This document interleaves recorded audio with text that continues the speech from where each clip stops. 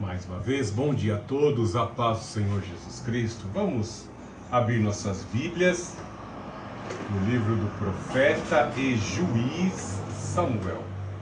Primeiro livro de Samuel, capítulo 2. Primeiro livro de Samuel, capítulo 2.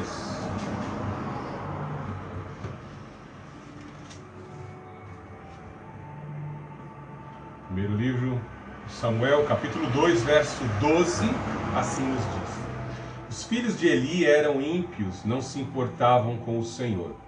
O costume desses sacerdotes para com o povo era o seguinte: quando alguém oferecia um sacrifício, estando a carne ainda cozinhando, o auxiliar do sacerdote vinha segurando um garfo de 3 dentes e o colocava na vasilha, ou no tacho, ou no caldeirão e na panela, e o sacerdote tomava para si tudo quanto o garfo tirava. Assim procediam com todos os de Israel que iam para Siló. E antes de queimarem a gordura, o auxiliar do sacerdote vinha e dizia ao homem que sacrificava: dá essa carne para o sacerdote assar, pois não receberá de ti carne cozida, mas crua. Se o homem lhe respondia: deixa a gordura queimar primeiro e depois toma quanto desejares, ele lhe dizia: tu me darás agora, do contrário eu tomarei à força.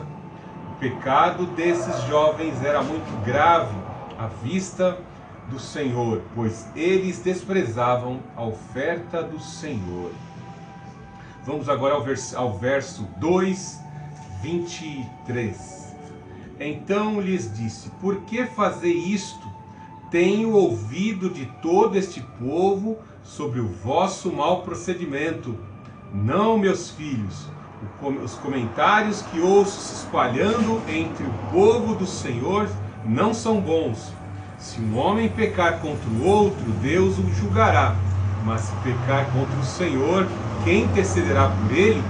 Mas eles não ouviram a voz do Pai, pois o Senhor queria matá-los. Deus Altíssimo, Deus de amor, Deus de poder, louvado seja por esta palavra, meu Deus. Nós cremos que a ação purificadora do Teu Espírito Santo há de começar pela obra do Senhor, pela Igreja de Cristo Jesus, pois a intenção do Teu Espírito, o propósito do Teu Espírito Divino é santificar e expurgar da igreja tudo aquilo que é nocivo, tudo aquilo que é mal e tudo aquilo que impedirá a tua igreja de entrar ao reino dos céus. Ó Santo Espírito, eu te clamo nesta manhã. Santifica o nosso ser, santifica o nosso viver por meio desta palavra. Entra ao nosso coração e faça a faxina necessária. Vai neste momento destituindo, dissolvendo toda a impureza. Nos leva a uma confissão verdadeira de nossos pecados. Em nome do Senhor Jesus Cristo, nos leve à santificação, para que possamos te agradar, te engrandecer e glorificar o teu nome e o testemunho que está sobre as nossas vidas, de Jesus Cristo, nosso Senhor. Torna-nos luzeiros, testemunhas de Jesus Cristo nesta terra corrompida, nesta sociedade corrompida. Em nome do Senhor Jesus, nos livra do mal. Abençoe a todos da remanescente aqui presente. Abençoe, Santo Espírito, em nome do Senhor Jesus, todos que nos assistem pela plataforma do YouTube. Em nome do Senhor Jesus, nos guarda de todo mal nessa manhã. E nesta manhã nós glorificamos ao Pai, glorificamos ao Filho, glorificamos ao Santo Espírito. Amém. Bem, acabamos de ver um texto com uma exortação um tanto que pesada com relação a uma família, a família de Eli.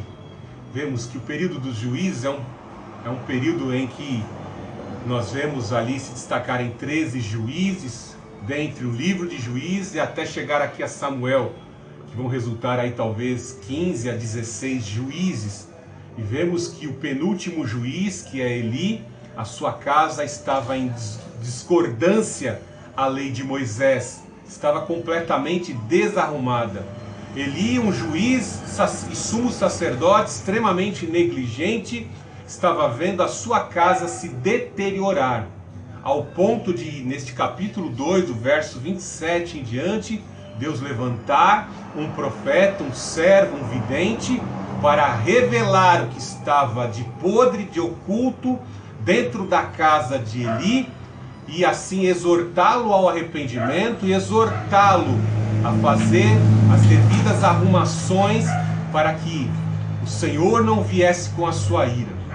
Algo tão interessante que quando chega no verso 27, quando este vidente é levantado, o juízo já está desferido, porque nosso Deus nunca é pego de surpresa, Ele já conhece o começo, o meio e o fim, e o juízo está decretado. A casa de Eli e toda a sua descendência seriam destituídos do serviço, dos ofícios sacerdotais, ao ponto de lá no período do governo do rei Salomão se cumprir ainda a entrega desta revelação que está aqui no capítulo 2, do verso 27 em diante.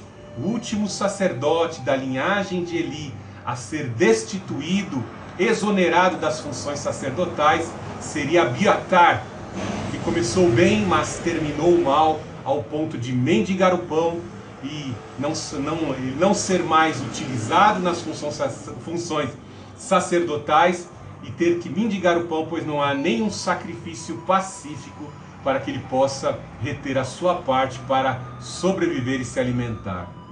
Quão terrível é o juízo do Senhor!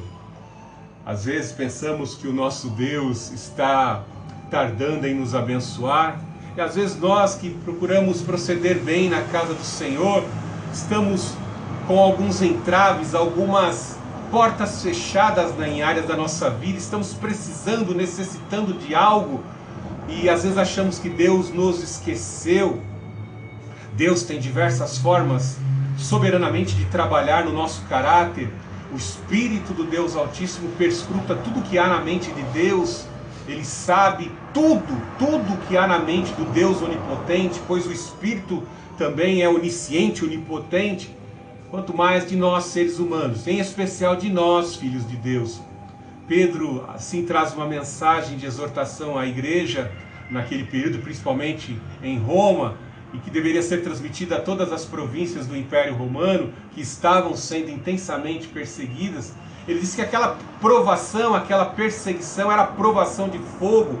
A igreja, que representa a substância ouro, estava sendo depurada, para que as impurezas, as agruras, aquilo que é mal, pudesse ser assim purificado diante da provação.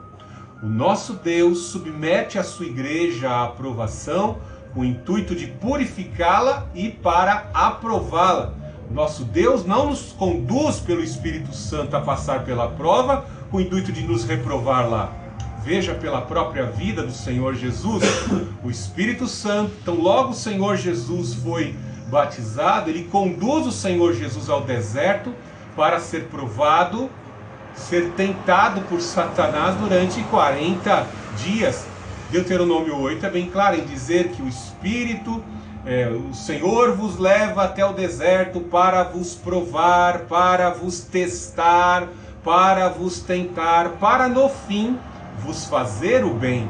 Então nosso Deus nos submete a dificuldades, às provas, à vara de correção do mundo, com o intuito de nos disciplinar e nos tornarmos, sim, mais humildes e mais dependentes da palavra e da presença dele em nosso viver. Ao longo de toda a história do povo de Deus, nós vemos Deus tratar dessa forma.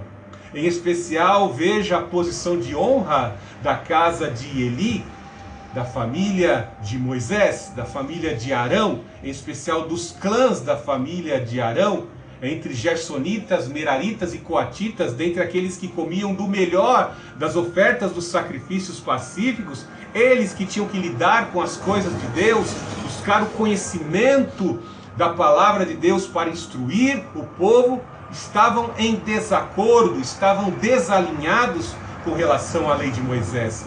A sua casa era uma vergonha, a sua casa estava praticando coisas terríveis.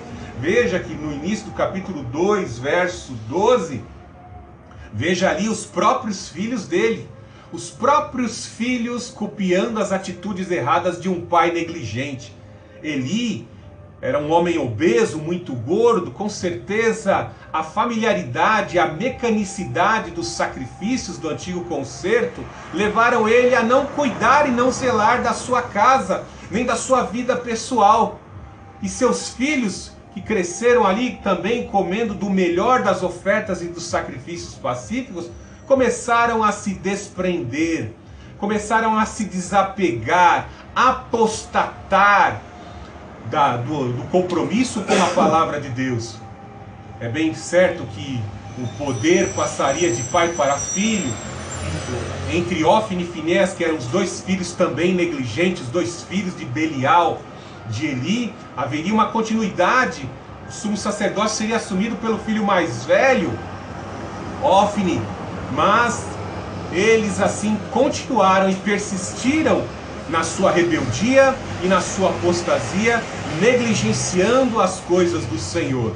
Havia descompromisso. Veja que do verso 12 em diante, como assim eu citei, está citado até o verso 17, essas práticas abomináveis que esses sacerdotes praticavam. Quantos que não vinham ali realizar em datas festivas e até mesmo como ofertas voluntárias, eles vinham ali com os seus sacrifícios, em especial, como é citado aqui, o sacrifício pacífico, e havia toda uma transgressão. A liturgia que Moisés ensinara em Levíticos capítulo 7, do verso 28 ao 34, vemos que quando o ofertante adorador trazia um animal, o melhor boi, o melhor animal ali para ser sacrificado, a parte com a gordura, a parte com a picanha, deveria ser oferecida ao Senhor. Depois, uma parte movida, a coxa direita para o sacerdote da tribo de Levi, o peitoral também ser fornecido como oferta ao sacerdócio para manter a sobrevivência dos sacerdotes, e a outra parte do animal, do sacrifício pacífico, deveria ser assim comido num banquete entre os familiares e também os amigos que participavam ali dos sacrifícios pacíficos. Mas veja a negligência de Ofni e Finéias, os dois filhos do obeso Eli, do negligente Eli. Eles chegavam com o seu grande garfo, semelhante ao tridente, parecido até mesmo com o próprio diabo, e ali vinham, antes que a gordura derretesse, a parte do Senhor derretesse. Era bem claro, a gordura teria que ser derretida. Eles vinham antes desse procedimento, que era a parte do Senhor. Eles já vinham com o tridente, metiam no caldeirão e retiravam a carne ainda crua para comerem da forma que eles assim o desejassem. Eram extremamente gulosos, eram extremamente gananciosos e desrespeitavam a liturgia dos sacrifícios pacíficos. E as pessoas começaram, os ofertantes começaram a entender que já não havia mais compromisso daquele local de adoração com os sacrifícios. A obra do Senhor estava sendo assim desrespeitada. Veja também que é citado no verso 2:22, algo abominável. Eli já estava muito velho. Ele ficou sabendo de tudo quanto seus filhos faziam a todo Israel e como se deitavam com mulheres que ministravam à porta da tenda da revelação. Além de transgredirem as leis concernentes aos sacrifícios pacíficos, eles também se deitavam e se prostituíam com mulheres. Veja que Finéias, Ofni e Finéias, um deles era casado. Depois nós vemos aí no capítulo 4 como ele vai ter uma morte terrível por utilizar a arca do Senhor como um talismã. Ele era casado e mesmo assim os dois se prostituíam, fornicavam na área reservada, na área santa ali daquele local de adoração em Siló. Veja que essas práticas de ritualística, de atos sexuais imorais, de fornicação, antes de oferecer sacrifício, era uma prática ocorrente, muito comum entre os pagãos. O ato sexual licencioso, a pedoexfilia, a zoexfilia, todos estes pecados eram praticados pelos pagãos antes de se oferecer sacrifícios até mesmo de infantes e também de animais. Ou seja, houve um inserimento, uma apropriação de culturas pagãs, esotéricas, no culto do judaísmo. Veja que ato abominável esses dois praticavam, a negligência com relação à santidade requerida por Deus. O Senhor Deus, ele dizia: ninguém chegue diante de mim com as mãos vazias, todos cheguem diante de mim com boa intenção, de adorar, de ofertar, sede santo como eu sou santo. E os mediadores deficientes ali, Hófni e Finéias, até mesmo o negligente Eli, estavam fazendo vista grossa e tratando com desdém as coisas do Senhor. Quão terrível é observarmos nos dias de hoje que o nosso Deus, por meio da boca do apóstolo Paulo, nos ensinou ali uma série de regras de como deve ser o caráter dos diáconos, dos obreiros, dos presbíteros, dos bispos. E nós vemos com relação às mulheres também, e vemos que nos dias de hoje alguns homens de Deus transgridem a carta, as epístolas pastorais, 1ª e 2ª Timóteo, e também Tito, a todo um desregramento por se fazer concessões, e por se haver muitas vezes por parte da liderança apropriação de cultura pagã mundana. Toda sorte de ideologias mundanas, filosofias mundanas, esquerdistas, progressistas, tem entrado dentro da igreja de Deus hoje e feito parte da liturgia. Estratégias de administração de empresa vinculada ao toyotismo têm entrado na igreja de Cristo. Há uma apropriação cultural que muitas vezes não encontra legitimidade e nem respaldo na palavra de Deus. É muito importante para você, líder, é muito importante para você, diácono, é muito importante para você, oficial da casa de Deus, se você não está fazendo uma apropriação indevida destas coisas que não são de Deus, utilizando com a estratégia e a falsa justificativa. Estou fazendo isso para congregar mais pessoas, trazer mais pessoas para o reino de Deus. Muito cuidado, porque muitos estão nadando, mas vão morrer na praia. É preferível ter uma igreja pequena, é preferível ter poucos membros e você pregar a realidade da palavra de Deus, ensinar a verdade respaldada na palavra de Deus, do que ter uma igreja grande de bebezinhos mimados, aos quais você vai pregar e você vai fazer tudo aquilo para agradar os seus bebezinhos mimizentos dentro da sua igreja. Muito cuidado, Saul perdeu o reino por agradar a voz do povo. Muito cuidado com a frase do Pelé, não tenho nada contra o Pelé. Nem sempre a voz do povo é a voz de Deus, porque a voz do povo de Deus pediu o sacrifício do Senhor Jesus naquele plebiscito. Muito cuidado com essa apropriação com as coisas deste mundo, introduzindo-as dentro da casa do Senhor. Guludice, ostentação de poder, desrespeito ao Senhor, tratar com desdém ao Senhor, imoralidade, fornicação, eram problemas graves dentro da casa do Senhor.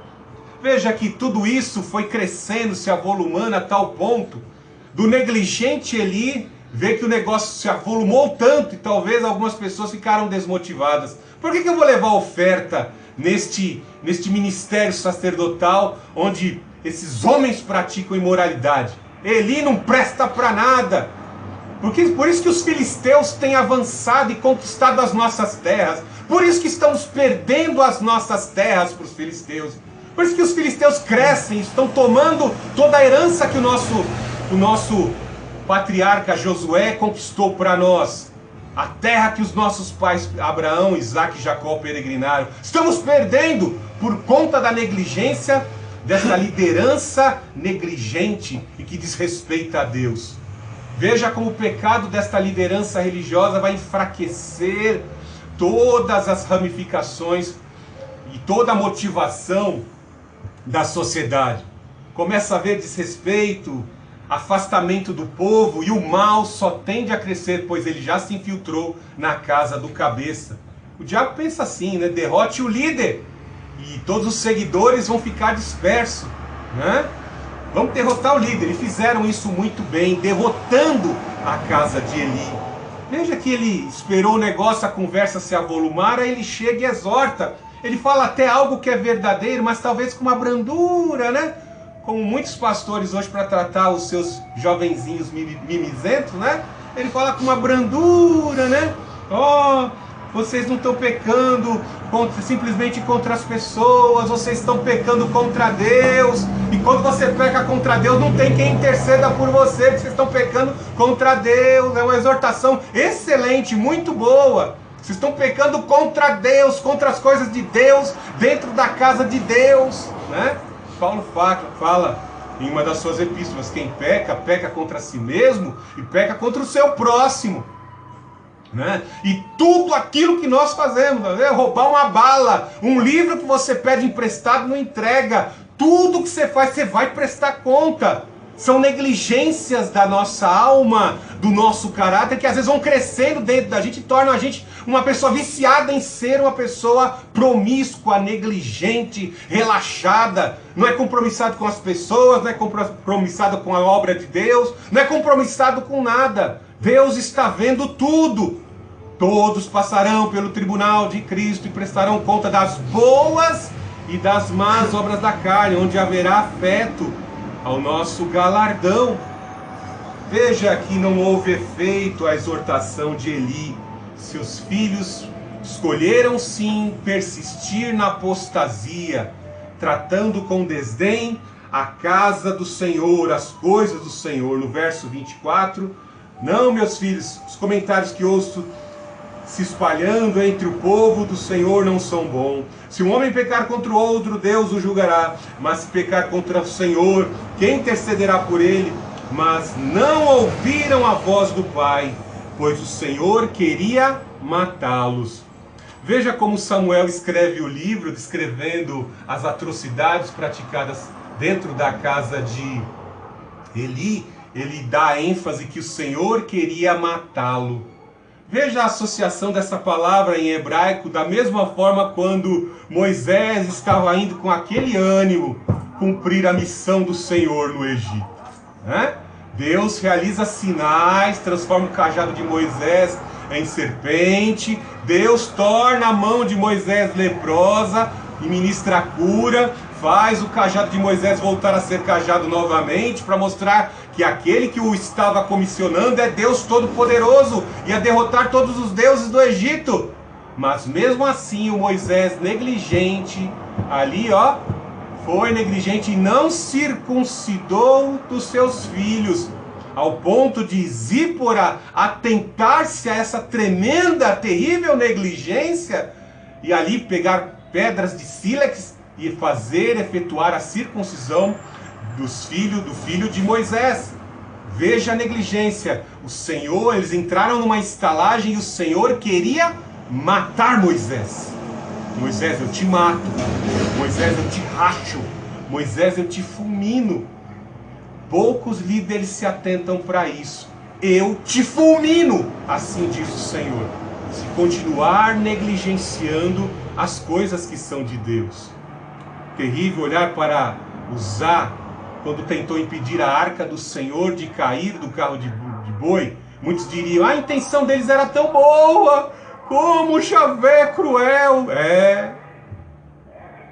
Uzá não pode pôr a mão na arca. Quem tem que pôr a mão na arca, e nem com as mãos podiam pôr, visto que teria que ser transportada nos ombros, com a haste nas costas, nos ombros, elas teriam que... A arca teria que ser transportada nos ombros. As hastes eram introduzidas em argolas e os coatitas assim transportarem elas nos ombros. Veja quão terrível é não obedecer ao Senhor. Veja Nadab e Abiú, os filhos de Arão, que entraram dentro do local santíssimo, lugar santo, com incenso estranho, ou melhor dizendo, embriagados, transgrediram a lei. Vemos que o Senhor fulmina Nadab e Abiú, os filhos de Arão, dentro do lugar santo, por essa terrível negligência, e todos ficaram pensando: por que o Senhor agiu de forma tão dura contra Nadab e Abiú? Que mal eles fizeram? Aí Moisés se prostra para clamar ao Senhor, para que a ira do Senhor não se avolume. E aí nós vemos que Deus revela que ninguém entre no meu lugar santo embriagado. Tá cheio de cara embriagado de cobiça, de ganância, de dinheiro, de poder, com tanta bagagem cultural. Tá embriagado com a cultura do mundo e quer pôr essas porcarias dentro da igreja, dentro da casa de Deus, e utilizar isso como estratégia. Não redundará em vitória, pois todos, como eu disse, passarão pelo tribunal de Cristo para prestar conta das boas e das más obras da carne. O Senhor vai te matar. O Senhor vai te fulminar. Assim está dizendo. Veja depois em casa aí Levíticos 10, o pecado de Nadab e Abiú. E aí vemos o profeta de Deus. O profeta vai se dirigir à casa de Eli. Veja no verso 27. Então o homem de Deus foi a Eli e lhe disse: assim diz o Senhor, na verdade não me revelei à família do teu pai quando eles ainda estavam no Egito, sob o domínio do faraó? Veja que privilégio, quando a família de Arão, a família de Moisés estavam no Egito, veja que Deus revelou por antecedência: Moisés, vai para o Egito, que eu já toquei no coração do teu irmão Arão, e ele está indo ao teu encontro. Ele vai ser teu porta-voz, porque Moisés disse que era pesado de boca. Talvez Moisés fosse gago. O porta-voz seria Arão. Arão tomava o cajado de Moisés, ali ficou no Nilo, e o Nilo se tornou sangue, ou seja, Arão participou como mediador dos juízos contra os deuses, os demônios no Egito. Veja que milagre maravilhoso, a vara de Arão floresce para acabar a contenda, pois havia muita disputa entre as tribos para dominar o aparelho sacerdotal. E dentre todos os 12 príncipes que estavam ali, representantes das tribos de Israel, vemos que a vara de amendoeira de Arão, ela floresce, confirmando o sacerdócio perpétuo sobre a casa de Levi. Ou seja, Deus está trazendo a memória. O profeta vem de encontro ao filho de Deus negligente, que está transgredindo em algumas áreas, e exorta: você não tem um pingo de gratidão, não? Não lembra o que Deus fez por você? Você poderia ter sido destruído entre os povos pagãos lá, começar lá no Egito mesmo, ter ficado por lá. Mas eu te tirei de lá. Eu coloquei você numa função. Eu dei a você privilégios. Vocês iam transportar o fardo, a posição mais sagrada dentre as tribos de Israel. Vocês transportam a minha presença na arca e todos os utensílios, no cuidado dos utensílios e das funções dos sacerdotes. Vocês têm esse privilégio. Ingratidão. Coisa terrível. Eu vou comentar aqui em breves palavras algo terrível de pessoas ingratas. Não são só pessoas. O primeiro revolucionário também foi um ingrato. Veja que o sumo sacerdote transportava uma representação de 12 pedras preciosas no peitoral. Isso colocava sobre o sumo sacerdote, a pessoa mais sagrada. Somente ele, uma vez por ano, no Yom Kippur, poderia entrar na presença do Deus Altíssimo. Mas veja, dentre as ordens dos querubins, como foi revelado por Ezequiel, existia uma criatura dentre a ordem dos querubins, a mais sábia, o mais belo, o mais inteligente de todos. O coeficiente de inteligência dele sobrepunha a todos os anjos. Só faltava algo para ele, né? Querer ser como Deus. Ou seja, Lúcifer se rebelou e do céu ele foi destituído. Veja que Deus destituiu a ingratidão, a rebeldia, orgulho, ostentação podem levar certas pessoas a afundarem. Muito cuidado, porque às vezes o diabo, pacientemente, ele não derruba a pessoa logo no primeiro degrau. Os seres humanos têm uma propensão terrível a parar de vigiar, como Davi às vezes tira o capacete, tira a armadura. Ufa, tô ficando velho, tô ficando cansado, É a hora que o Sbibenob vem te pegar. É a hora que o diabo vem para destruir, quando as pessoas estão negligentemente lidando com as coisas do Senhor numa alta posição eclesiástica. Ingratidão na casa de Eli. Tinha se esquecido do que Deus fez e a confirmação do sacerdócio sobre a família dele. Veja no verso 28. Eu escolhi dentre todas as tribos de Israel para ser meu sacerdote. para ministrar o meu altar, para queimar incenso, para trazer o colete sacerdotal diante de mim. E dei todas as ofertas queimadas dos israelitas à família de teu pai. Por que desprezai o meu sacrifício e a minha oferta, que ordenei que se fizessem na minha morada? Porque honras teus filhos mais do que a mim, engordando-vos com o melhor de todas as ofertas do meu povo Israel. Notou? Olha como Deus está criticando a obesidade, né? Eli estava ali juntamente com seus filhos como maiorais da religião, como maiorais do povo, em especial até Eli era um juiz dentre o povo, um governante, mas eles estavam obesos. Muito cuidado com a obesidade espiritual, engordando com a fartura. Muito cuidado, Israel, engordando com a prosperidade, mas se prostituindo com as nações progressistas. Muito cuidado por flertar com outros deuses, traindo o Senhor Jesus. Já rejeitaram o Senhor Jesus, ainda rejeitam o verdadeiro Deus. Essa exortação é para Israel. Essa exortação é para muitos pastores e líderes que se esqueceram do Senhor, se prostituindo, tão gordo, tão obeso, empanturrados, com tanta podridão, com tanta cultura deste mundo, pervertendo o juízo, pervertendo a palavra de Deus, negligenciando suas próprias casas, né? Fazendo vista grossa. Eu poderia contar um monte de história de negligência, de estripulias e diabruras de filhos de pastores, que extrapolam na posição, porque eles sabem, meu pai morrendo, eu assumo essa grande empresa, ou melhor dizendo, essa grande igreja, eu vou assumir isso aqui, esse grande império, sem condição alguma de subirem ao presbitério, sem condição alguma de serem bispos, mas por poder despótico vão dando continuidade a uma igreja que simplesmente prega o cotonete,